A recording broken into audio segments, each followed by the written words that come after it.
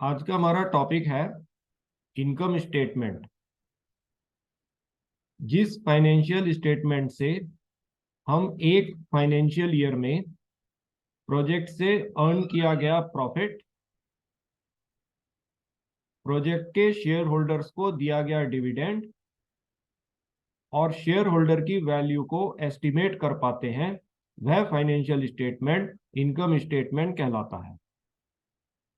Income statement से हम project से अर्न किया गया ग्रॉस प्रॉफिट एस्टिमेट करते हैं, जो कि सेल्स और कॉस्ट ऑफ गुड्स सोल्ड का डिफरेंस होता है। सेल्स प्रोजेक्ट से अर्न की गई टोटल रेवेन्यू होती है। इसके लिए हम ट्रायल बैलेंस रिपोर्ट से रेवेन्यू को एस्टिमेट करते हैं और उन सभी रेवेन्यूज को ऐड कर कर प्रोजेक्ट की टोटल रेवेन्यू को एस्टिमेट करते हैं। तो इस तरह से हमें प्रोजेक्ट की सेल्स को हम एस्टिमेट कर पाते हैं। कॉस्ट ऑफ गुड्स सोल्ड, यह प्रोजेक्ट डिलीवरेबल्स को प्रोड्यूस करने के लिए इंकर की गई डायरेक्ट कॉस्ट होती है, जैसे cost of labour, cost of material, cost of fuel and electricity.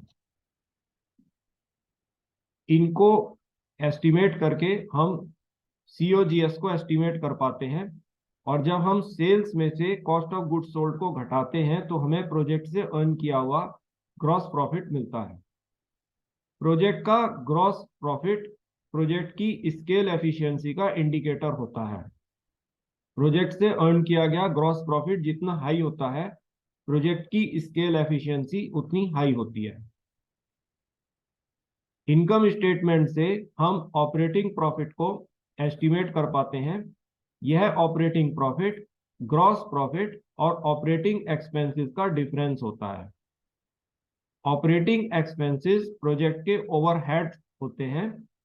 यह एक इनडायरेक्ट कॉस्ट होती है जो कि प्रोजेक्ट डिलीवरेबल्स की मार्केटिंग, उनके एडमिनिस्ट्रेशन पर इनकर की जाती है। यह मिसलिनियस एक्सपेंसेस भी हो सकते हैं। यह कैपिटल पर इनकर किया गया डेप्रिसिएशन भी हो सकता है। यह लॉजिस्टिक कॉस्ट भी हो सकती है। इन ऑपरेटिंग एक्सपेंसेस को जब हम ग्रॉस प्रॉफिट से सब्ट्रैक्ट करते हैं तो हमें ऑपरेटिंग प्रॉफिट मिलता है। प्रोजेक्ट का ऑपरेटिंग प्रॉफिट मैनेजरियल एफिशिएंसी का इंडिकेटर होता है। प्रोजेक्ट का ऑपरेटिंग प्रॉफिट जितना हाई होता है, प्रोजेक्ट में मैनेजर्स उतने ज्यादा एफिशिएंटली परफॉर्म करते हैं। इनकम स्टेटमेंट से हम प्रोजेक्ट का प्रॉफिट बिफोर टैक्स को एस्टिमेट कर पाते हैं। यह ऑपरेटिंग प्रॉफिट और इंटरेस्ट पेमेंट का डिफरेंस होता है। इंटरेस्ट पेमेंट्स वो पेमेंट्स हैं जो प्रोजेक्ट इन्वेस्टर्स कैपिटल परचेजिंग पर लिए गए लोन पर करते हैं। यह शॉर्ट टर्म पेमेंट्स भी हो सकते हैं जो शॉर्ट टर्म लोन पर किए जाते हैं, और ये लॉन्ग टर्म इंटरेस्ट पेमेंट्स भी हो सकते हैं जो लॉन्ग टर्म लोन पर किए जाते हैं। इन इंटरेस्ट पेमेंट्स को जब हम ऑपरेटिंग प्रॉफिट से सब्ट्रैक्ट करते हैं तो हमें प्रॉफिट बिफोर टैक्स मिलता है, जो कि प्रोजेक्ट की कैपिटल बजटिंग स्ट्रेटेजी का इंडिकेटर होता है। प्रोजेक्ट में कैपिटल बजटिंग स्ट्रेटेजी, जो कि कैपिटल प्लानिंग और कैपिटल एक्सपेंडिचर का से इंडिकेट होता है। अगर कैपिटल बजटिंग स्ट्रेटेजी प्रोजेक्ट की अच्छी है, प्रोजेक्ट में प्रॉपर कैपिटल प्लानिंग की गई है और प्रोजेक्ट में कैपिटल एक्सपेंडिचर कॉशियसली किया गया है, तो प्रॉफिट बिफोर टैक्स हायर होता है। इनकम स्टेटमेंट से हम प्रॉफिट आफ्टर टैक्स को एस्टिमेट करते हैं, जिसको रिटेन्ड अर्निंग्स भी कहते हैं। Profit after tax profit before tax और से टैक्स को सब्ट्रैक्ट कर कर निकाला जाता है। जब हम 30% कॉर्पोरेट टैक्स को प्रॉफिट बिफोर टैक्स से सब्ट्रैक्ट करते हैं तो हमें प्रॉफिट आफ्टर टैक्स मिलता है। इस प्रॉफिट का एक पार्ट जो है शेयर होल्डर के उनके इन्वेस्टमेंट रेशियो में डिवाइड हो जाता है एज डिविडेंड, और जो रिमेनिंग पार्ट होता है वो प्रोजेक्ट में री इन्वेस्ट कर दिया जाता है। प्रॉफिट आफ्टर टैक्स प्रोजेक्ट की सस्टेनेबिलिटी का इंडिकेटर होता है। यदि प्रोजेक्ट से निकलने वाली रिटेन अर्निंग हाई होती है तो प्रोजेक्ट उतना ज्यादा सस्टेनेबल होता है।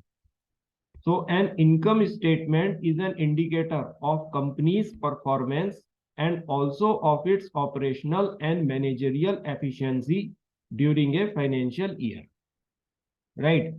So यह इनकम स्टेटमेंट एक्चुअली दो पार्ट्स में होता है।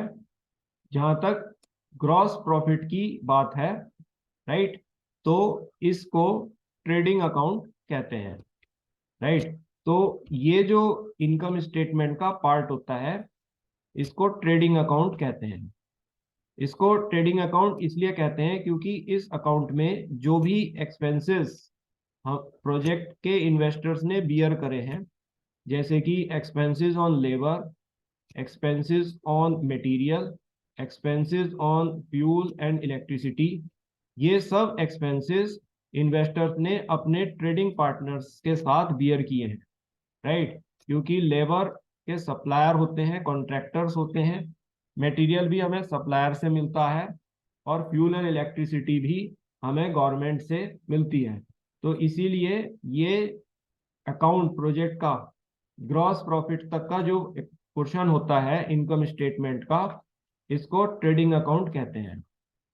इनकम स्टेटमेंट का जो दूसरा पार्ट होता है यानी कि operating profit, profit before tax और प्रॉफिट आफ्टर टैक्स को जो इवेल्युएट करता है, इसको P and L, profit and loss account कहते हैं।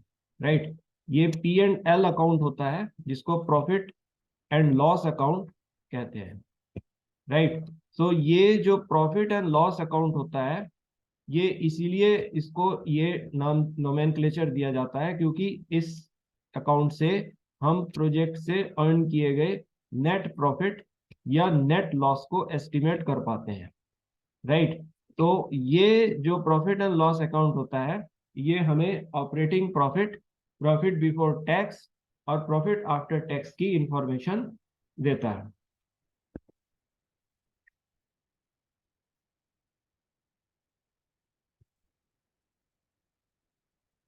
So we can say that an income statement consists of two parts.